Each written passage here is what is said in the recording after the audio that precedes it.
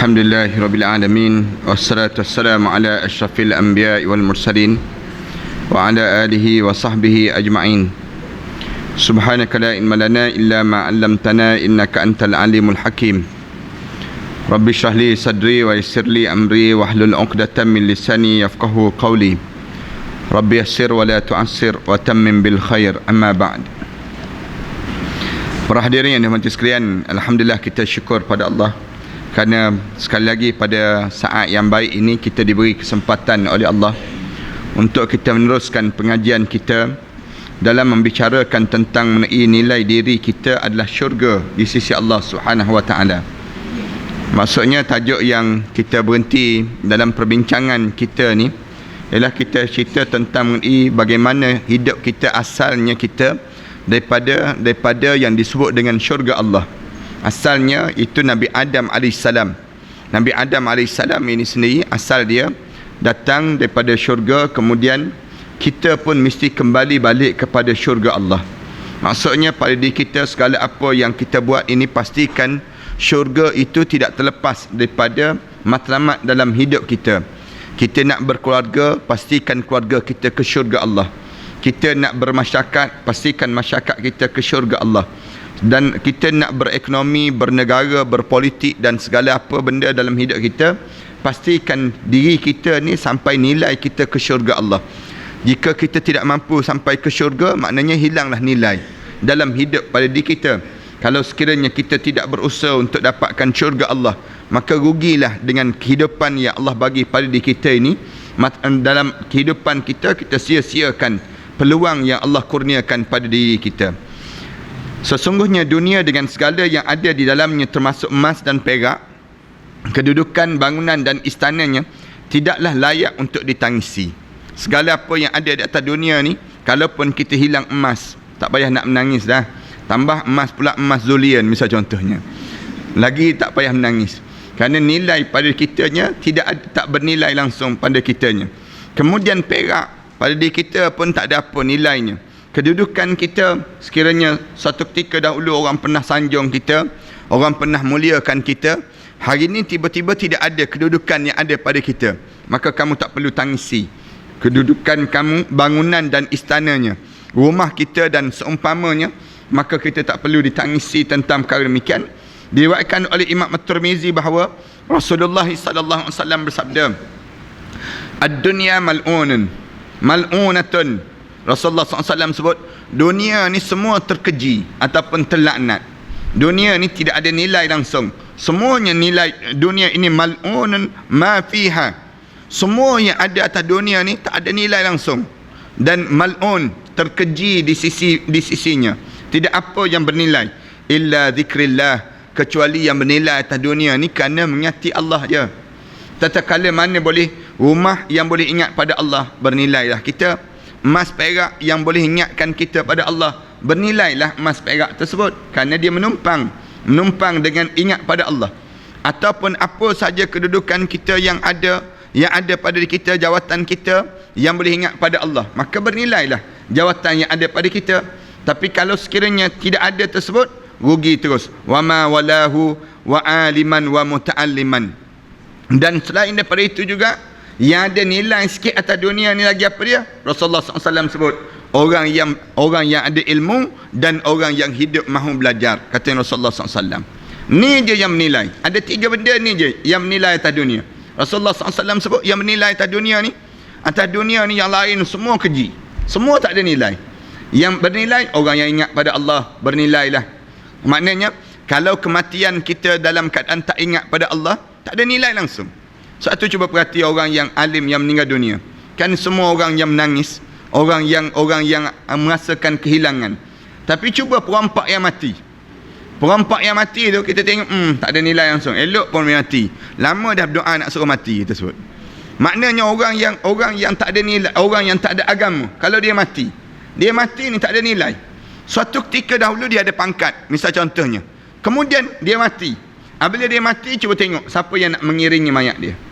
Yang nak mengiring mayat dia, tak ada siapa pun yang nak mengiringi. Cuba orang alim yang meninggal dunia, kita pernah melihat bagaimana orang alim yang meninggal dunia di Malaysia kita ni, melautan manusia yang datang.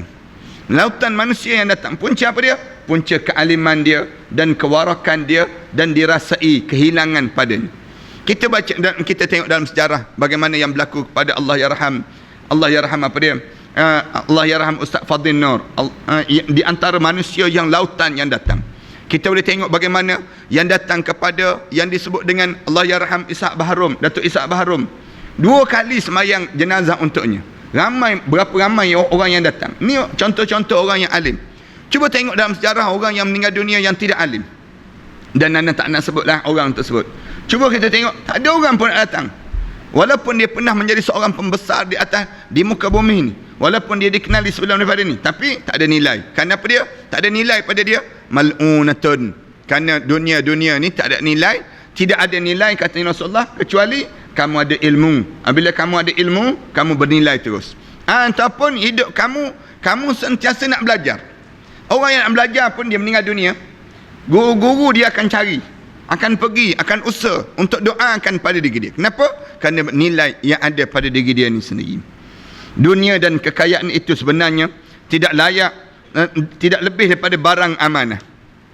Dunia yang ada ni dan juga kekayaan yang kita miliki pada hari ini, semuanya diberi amanah oleh Allah.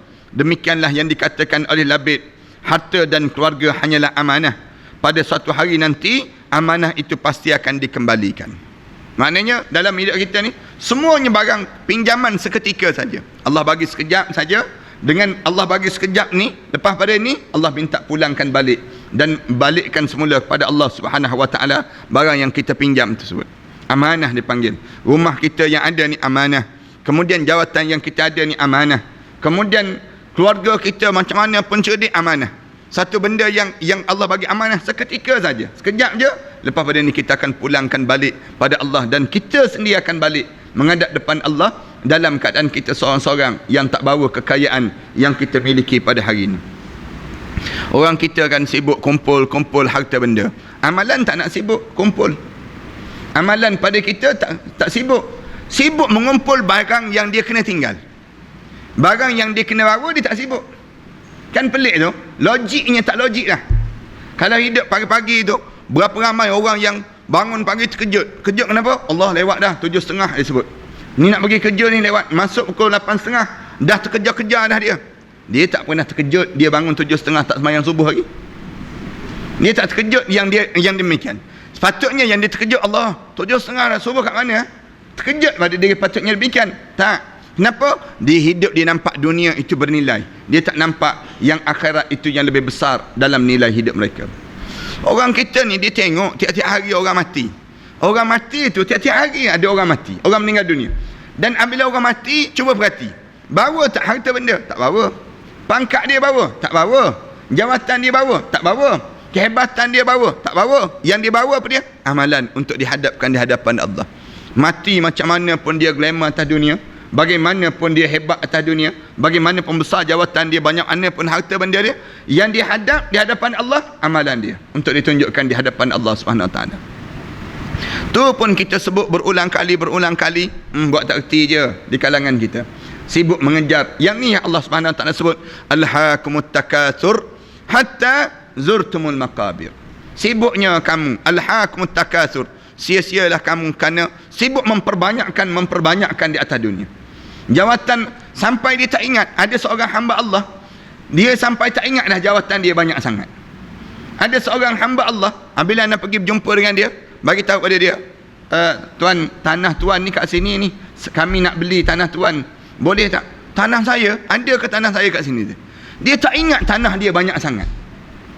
Sampai dia tak ingat. Kita cek dalam carian rumah anak yatim, apabila rumah anak yatim Al-Munirah nak beli tanah di belakang tu, kerana kacau yang disebut dengan beruk monyet yang banyak ni, yang nak mengacau anak-anak dara, anak-anak yatim ni. Beruk-beruk ni pun satu juga, suka mengacau anak-anak yatim ni sendiri. Kemudian yang akhirnya kita kata kita nak beli tanah, cek siapa tuan, cari-cari orang Shah Alam ni je. Dapati Shah Alam, orang Shah Alam. Kita datang berjumpa dengan dia, dia kata, ya ke tanah saya kat sini? Dia pun tak tahu tanah dia kat situ. Nak sebut gambaran sampai peringkat demikian manusia. Kalau dia dah banyak harta, begitu sampai. Tapi kalau dia mati, dia bawa, dia tak bawa. Tapi dia kena jawab. Ya, dia kena jawab. Dia kena jawab terhadap harta benda yang dia ada, yang dimiliki. Tapi yang dibawa harta benda, tak bawa pun. Dia meninggal dunia, masuk dalam tanah dalam 7 kaki itu je lah. Tempat rumah dia yang dia akan tinggal. Di situlah tempat yang dia akan dikebumikan. Memiliki wang yang berjuta-juta, rumah mewah dan kereta-kereta mewah tidak akan menangguhkan kematian seseorang hamba. Banyak mana pun harta benda kamu, kaya kamu bagaimanapun pada kamu, kemudian hebat macam mana pun kamu, ada kenderaan yang mewah macam mana pun, tidak akan menangguhkan kematian seseorang. Sampai ajal, kamu kena menghadap. Kamu yang berhormat, kamu kena mati yang berhormat. Disebut demikian. Kamu tuanku, kamu kena mati wahai tuanku. Kamu ustaz, kamu kena mati wahai ustaz. Sebutlah nama apa pun kamu. Kamu nama apa pun kamu yang amat berhormat, kamu nama apa dia kamu, yang mulia, yang itu, yang dan sebagainya, kamu kena mati. Kerana apa dia? Nama kamu ni yang namakan dengan manusia, kamu akan kena mati dan kamu tak boleh tangguh walaupun sedikit pun saat untuk kamu dihadapkan di hadapan Allah Subhanahu wa taala. Kerana pada diri kita ni, walau mana sekalipun amalan tu kena diajar supaya banyakkan. Jangan kita ingat dah kita jadi ustaz maka kita tak boleh tambah amalan kita. Dah kita jadi yang berhormat, tak perlu kita tambah amalan. Dah kita jadi cikgu, maka kita tak perlu tambah amalan. Kita dah jadi doktor, kita tak perlu tambah amalan. Amalan perlu ditambah dalam hidup kita ni untuk kita buat bekalan untuk dihadapkan di hadapan Allah Subhanahu wa taala nanti. Demikianlah yang diperkatakan oleh Hatim At-Tai.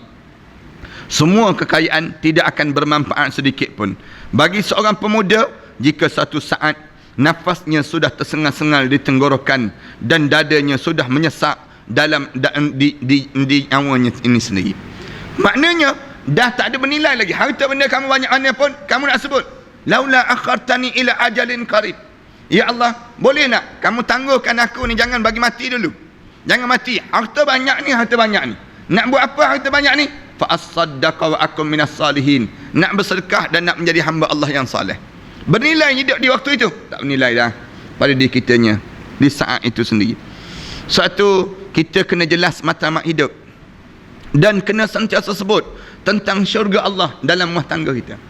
Kena sebut, kalau boleh tulis matlamat kekeluargaan kita ke syurga Allah. Ni kena sentiasa sebut. Seorang suami kena sebut pada isteri dia. Sebagai tahu, saya suami dalam rumah tangga ni, saya nak bawa keluarga saya ke dalam syurga Allah. Isteri dan anak-anak, tolong ingatkan suami sepanjang masa. Bang, bawa kami ke dalam syurga Allah. Bawa kami ke dalam syurga Allah.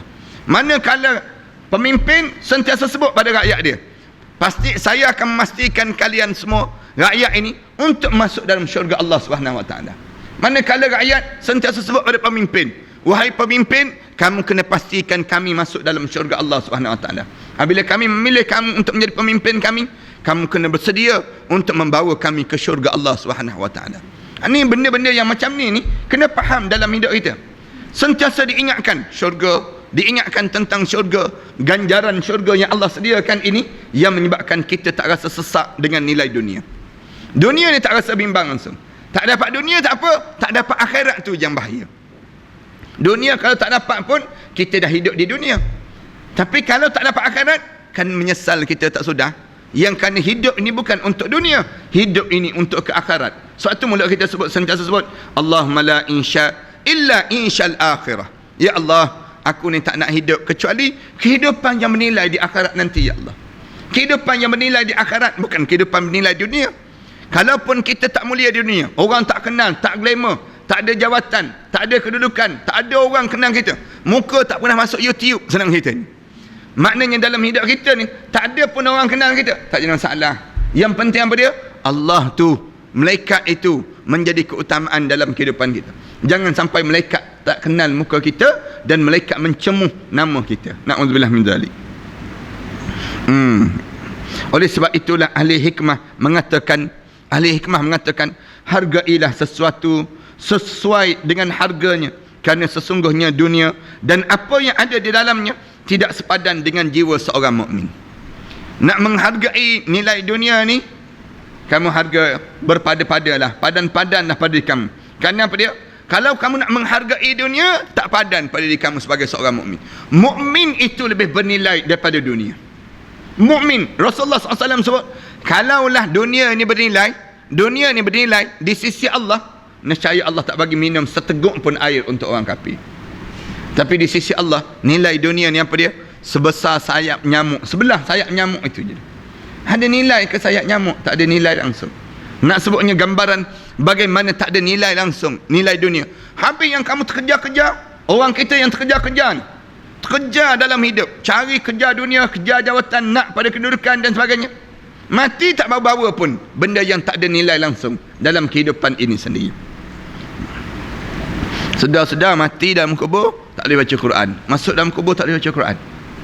Ramai mana orang kita kan mati itu tak boleh baca Quran. Na'udzubillah min zalik. Ramai mana di kalangan kita yang mati itu tak kenal alim ulama. Tak kenal alim ulama. Mati itu dalam keadaan apa dia? Tak pernah hadir majlis ilmu. Orang Shah Alam ni kan, ana biasa ulang. Orang Shah Alam ni kalau dia mati dalam keadaan tak kenal ustaz-ustaz yang mengajar ni, tak lepas dia menghadap depan Allah nanti.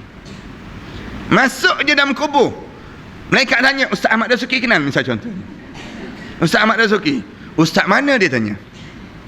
Misal contohnya, ustaz kat mana ni? Tak lepas dah. Maknanya tak pernah. Ataupun tak payah tanya yang orang lain dah. Ustaz Mustafa Saidin misal contohnya. Kamu kenal? Dia ni siapa? Datang daripada mana? Dia tanya. Tak kenal. Tak kenal pun Tok Imam. Tak kenal pun siapa. Orang di kalangan kita. Tak kenal orang-orang yang dikenali di kalangan masyarakat, di kalangan orang yang mengajar dan sebagainya. Belajar yang kita menuntut ilmu dengan dia. Mati tak lepas orang Shah Alam. Jangan harap dia lepas menghadap depan Allah. Masuk Seksyen 21 tu je senang kita.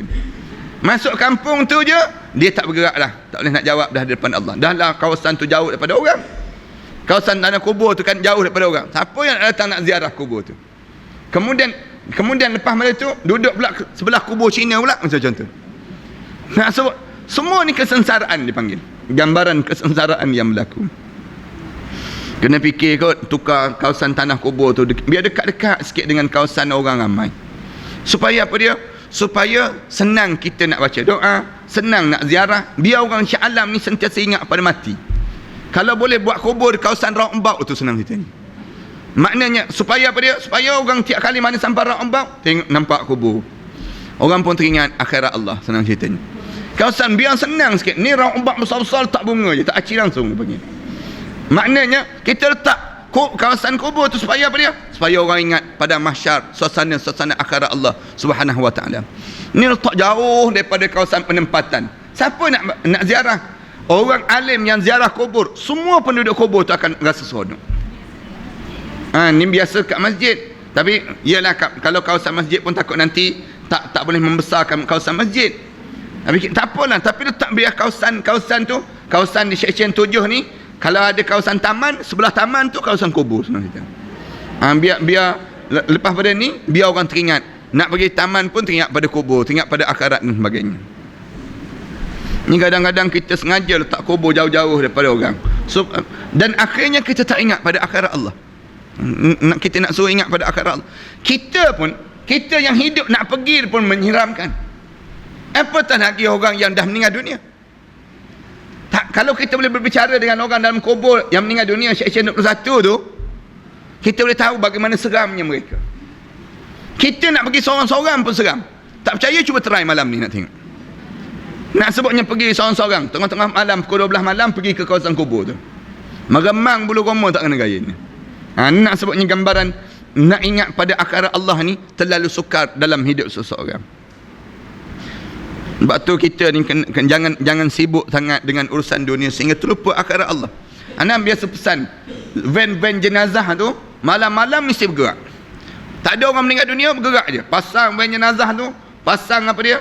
Letak kemenyan dalam tu, kemudian round berhenti dekat kelab-kelab malam berhenti. Lepas tu buka van jenazah, pasang kemenyan dalam tu. Biar orang masuk kelab malam tu mikir banyak kali. Menung dia, ada mayat tak ada mayat, ada mayat tak ada mayat. Ni kadang-kadang van jenazah relax je dekat kawasan masjid. Tak bergerak langsung. Bergeraklah van jenazah. Malam-malam tangkap orang yang kena tangkap basah, tangkap kering tu masuk dalam van jenazah tu semua. Oleh sebab itulah ahli hikmah mengatakan hargailah sesuatu sesuai dengan harganya. Kerana sesungguhnya dunia dan apa yang ada di dalamnya tidak sepadan dengan jiwa seorang mukmin. firman Allah, wa ma hadhil hayatud dunya illa lahwun wa la'ibun, dan kehidupan dunia tidak lain hanyalah penuh dengan lahwun, melekakan. Lahwun maknanya kamu dalam keadaan penuh dengan kelekaan, hiburan yang melekakan pada diri kamu. Wa la'ibun, permainan. Orang yang main macam mana? Orang yang leka macam mana? Orang leka kan masuk dalam, kalau kita tanya, masuk dalam pasar raya. Dia masuk dalam pasar raya tu, dia tak tahu apa dia matlamat dia nak beli. Dia leka je. Kena pasar raya tu 5 tingkat lah dia round. Keluar beli skru je. Halus je skrunya. Yang tu je yang dia beli. 5 tingkat dia round tadi. Lahwun kan? Dunia pun demikian. Dunia ni penuh dengan lahwun. Mati saja, tengok amalan cuik je amalan. Amalan cuik tu, sebesar tu, agak-agak dengan amalan yang sebesar tu, nak dihadapkan di hadapan Allah, nak minta apa dia? Syurga Allah. Padan ke? Tak rasa malu ke? Duit ada 5 sen, nak beli aiskrim. Itu aiskrim. Ni 5 sen, nak beli tanah 10 hektar. Nak sebutnya, duit kita ni ada RM1. Tiba-tiba pergi pejabat tanah. Orang pejabat tanah tanya, kenapa datang ni pakcik? Makcik, kenapa ni datang? Saya nak beli tanah ni 10 hektar. Duit ada banyak mana pakcik? Ada RM1, dia sebut demikian. Gila ke engkau, dia tanya. Kenapa dia? Kerana gambaran tak padan dengan keadaan ini sendiri. Akhirat sama juga. Amalan kita sebanyak ni, padan ke dengan amalan yang ada ni untuk kita minta syurga Allah? Tak padan. Memang tak padan.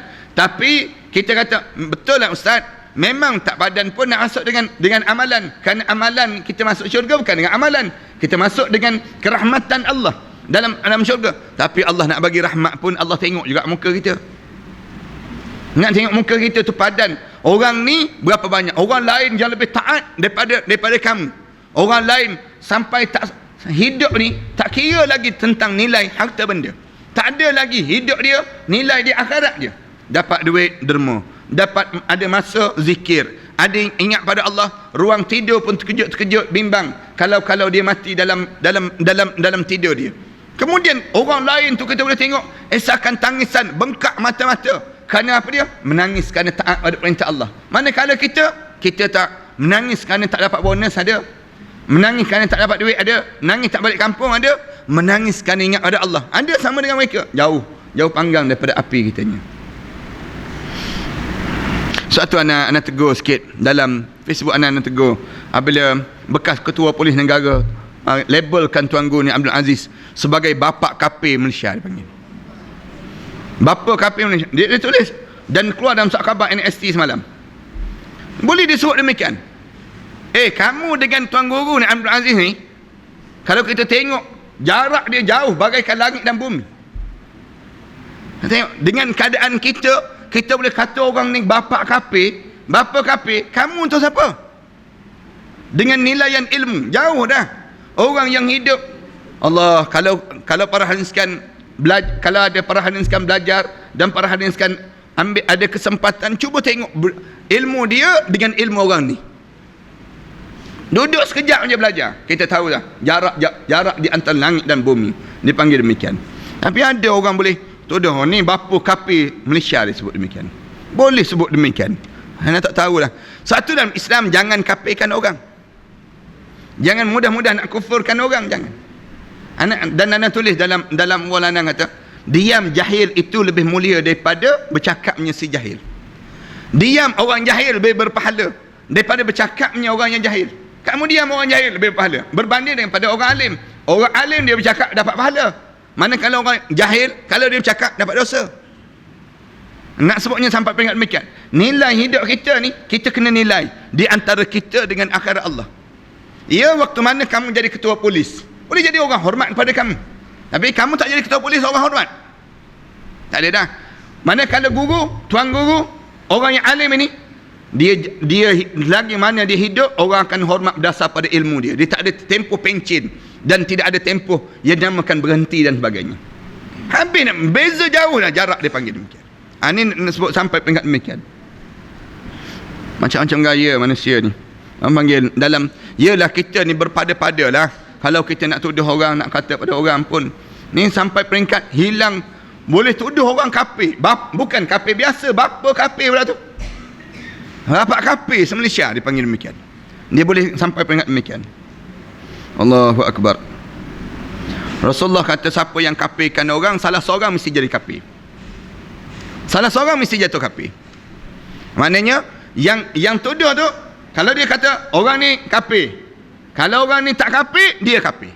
Nauzubillah min dzalik. Itu kaedah dipanggil. Dan Sayyid Hawa rahimahullah dia kata, Sayyid Hawa dalam kitab Al-Islam, dia ditulis nawaqidus syahadah, di antara 20 perkara yang boleh membatalkan syahadah. Dia kata apa dia? Sayyid Hawa rahimahullah dia kata, siapa yang tuduh orang mukmin kafir, maka dia jatuh kafir. Dia yang tuduh. Tapi siapa yang tidak mengatakan orang kafir, maka dia kafir.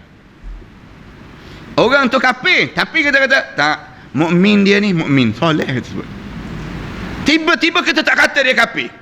Orang tu kafir, kita tak kata dia kafir, kita kafir. Tengok bagaimana Islam ajar demikian. Yang selayaknya katakan orang ni kafir, tak kafir ni siapa dia?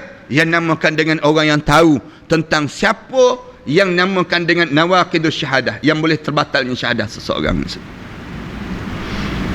Hasan Al-Basri mengatakan, jangan hargai diri kamu dengan selain daripada syurga. Nilai kamu dengan syurga Allah. Jangan kamu nilaikan diri kamu dengan nilaian dunia, jangan. Ana ingat ni kata-kata ulama-ulama sebeginilah. Bila orang telefon badan ustaz, nak jemput ustaz ni ceramah ni, kena bayar berapa ustaz? Dia tanya. Berapa bayaran? Ana kata kenapa? Yalah ustaz-ustaz lain kan biasa kita orang kena dia letak bayaran. Ana kata bayaran ana syurga yang ana sebut. Doakan biar ana masuk syurga. Dan ini pun kaedah. Dalam kerana apa dia? Kerana nilai kita, kalau kita nak sebut tentang nilai yang dunia, tak ada nilai. Kalau kita sebut, saya boleh ceramah, syarat sejam 2,000, 3,000 saja. Dapat duit 2,000 je dah. Akhirat dapat? Akhirat tak dapat. Suatu anak di tempat rawatan anak pun Tibun Nabawi tu. Anak orang tanya, berapa kena bayaran? Setengah-setengah orang siap je berubat, dia tanya, berapa ni ustaz kena bayar ni? Anak kata tak ada. Tak ada bayaran. Yang ada, doakan kami masuk syurga Allah. Tanggungjawab kami untuk kami membebaskan masyarakat daripada syirik pada Allah. Soal nak derma tak nak derma itu soal lain. Nak sebutnya, soal yang penting sekarang, doakan nilaian kami ni ialah syurga Allah SWT. Tak ada nak letak bayaran. Masuk je pendaftaran RM250. Bayar kayu kecil sikit lagi RM50, misal contohnya. Kemudian bayar air zam-zam pula RM50. Mengarut dia panggil demikian. Nak mengarut, dalam Islam ni, bila kita nak berubat, nak tolong orang, tolong je lah atas nama Allah. Nilaian kita apa dia? Syurga Allah. Harga nilai yang ada pada diri kita. Sebab diri seorang mukmin itu sungguh mahal harganya. Nilai seorang mukmin ni, nilai harga dia terlampau mahal. Meskipun banyak juga orang yang menjualnya dengan harga yang murah. Memang betul ada orang yang jual murah-murah je agama dia. Senang-senang. Dia boleh tukar agama dia, pendirian dia ni sekejap je. Saya boleh tukar pendirian saya dengan cara apa dia? Bagi saya jadi yang berhormat, tukar terus. Bagi saya jawatan menteri, saya tukar terus. Bagi saya jawatan ustaz dan sebagainya, bagi saya jadi mufti dan sebagainya, saya boleh tukar terus. Senang je orang. Ada orang yang jual dengan harga yang murah, dan ada orang yang tahu bahawa nilaian dia ialah syurga Allah Subhanahu Wa Taala dalam hidup dia. Para hadirin sekalian, tengok dalam Facebook kan, dalam Facebook yang tersebar, seorang budak muda yang kena gantung di Iran. Kerana punca apa dia? Punca dianya menyebar ajaran ahli sunnah wal jamaah. Kemudian polis Iran tangkap dia. Kemudian dijatuhkan hukuman untuk apa dia? Dijatuhkan hukuman untuk digantung dia sampai mati. Waktu makna nak pergi, tali gantung di tengkuk dia ni, dia lambai lagi pada orang kat bawah. Dia boleh senyum lagi. Senyum dia kenapa? Nilaian dia syurga Allah dalam hidup dia. Dia tak terasa yang dia ni akan meninggal dunia dan menghadap di hadapan Allah Subhanahu Wa Taala akan menjadi kehilangan untuk nilaian dunia. Satu orang-orang yang gugur syahid, kita tengok orang yang gugur syahid macam mana keadaan dia. Tersenyum. Tengok dalam orang yang gugur syahid di Palestin. Budak-budak yang menghafal Quran. Dia menghafal 30 juzuk Al-Quran. Dalam 30 juzuk Al-Quran yang dihafal tu, dia rela untuk mati syahid. Kalau tempat kita lah 30 juzuk menghafal Quran ni, jadi tu imam lah, senang cerita. Daripada mati syahid, Baik kita rasa nikmat dulu dunia. Tak. Kenapa dia? Nilaian akhirat itu lebih bernilai daripada nilaian dunia yang bersifat sementara ini. Orang yang meratapkan harta mereka hilang, rumah mereka hancur dan kenderaan mereka terbakar, sementara mereka tidak sedih dan tidak menyesal dengan lemahnya iman mereka, dosa-dosa mereka yang perbuat dan minimanya ketaatan mereka pada Allah. Sungguh kelak akan tahu bahawa dahulu sewaktu di dunia mereka benar-benar telah melakukan perbuatan yang sangat bodoh dalam hidup mereka. Dia meratap kalau hilang jawatan dia, waktu mana jawatan dia hilang, harta benda dia hilang ataupun hancur dan sebagainya, dia kehilangan kenderaan dia dan sebagainya, tapi dia tak pernah terfikir tentang iman dia sudah terbakar, agama dia sudah hilang, tak ada pada diri dia. Orang ni akan menyesal di hadapan Allah. Menyesal di hadapan Allah apabila dia sampai di akhirat. Dialah sebodoh-bodoh manusia. Kan orang yang berhabisan dekat rumah dia kan. Kadang-kadang kita tengok alat kosmetik penuh di atas almari dia. Alat kosmetik ni nak jaga muka je. Dia duduk depan cermin tu berjam-jam nak jaga ni. Tai lalat tu kena timbul kat mana? Jangan timbul kat atas ni, jangan timbul. Kena patutnya timbul kat sini. Dia jaga ni, jaga tubuh badan, jaga muka dia. Iman dia jaga. Dia jaga yang ni dia jaga betul air muka dia. Jaga muka dia ni, nak suruh nampak jernih. Kadang-kadang sanggup ni macam-macam gaya. Muka biar nampak putih. Kadang-kadang nampak jadi merah tu muka tu. Punca apa dia? Nak memutihkan muka ni. Dia panggil apa dia? Pemutih muka tu kan. Whitening ke apa dia panggil? Maknanya nak putihkan muka ni. Muka biar putih, merah muka nak kena jaga. Yang lengan dia. Cuba letak sebelah misal contohnya. Maknanya sibuk nak jaga yang muka dia tak sibuk jaga amal dia. Jaga amal ini menjadi keutamaan sepatutnya. Dan apabila sampai di akhirat, dia akan menyesal di hadapan Allah. Dialah sebodoh-bodoh manusia. Orang yang sibuk jaga rumah kan, petang-petang jaga rumah, kemah rumah, kemudian bukan tak boleh jaga rumah ni, boleh, tapi jaga rumah, bersihkan rumah, lepas pada maghrib terlentang di atas sofa, dia mengah lah. Orang lain sedang belajar dekat masjid, yang dia relax depan sofa, terkelik-kelik mata dia. Penat. Dalam keadaan penat tu, tengok berita tu tenggelam timbul pada mata dia.